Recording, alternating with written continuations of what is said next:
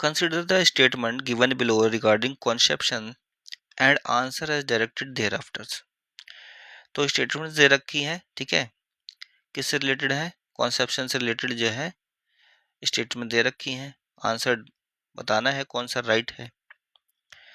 First है option कि medical termination of pregnancy during first trimester is generally safe.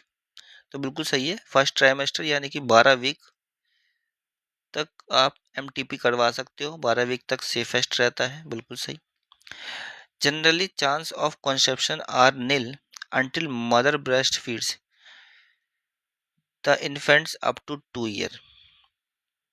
तो conception का जो चांस है वो कम रहता है जब तक कि मदर ब्रेस्ट फीड करती रहती है इन्फेंट्स को, मतलब कि 2 साल तक। 2 साल तक तो नहीं होता है ये, 2 साल से थोड़ा कम टाइम होता है, पर ये 2 साल तक तो नहीं जाता है, ठीक है।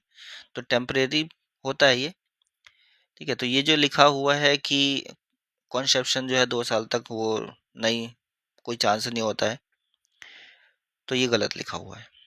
नेक्स्ट है इंट्रायूटेरिन डिवाइस, जिसको आईयूडीज कहते हैं, जैसे कि आपका कॉपर टी है, ये भी आईयूडीज है।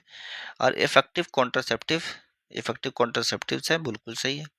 कॉपर रिलीज होता है इनमें से, और कॉपर रिलीज होता है तो स्पर्म की मोटिलिटी और उसकी फर्टिलाइज करने की जो एबिलिटीज होती है उसको सप्रेस कर देता है, तो फर्टिलाइजेशन नहीं हो पाता है।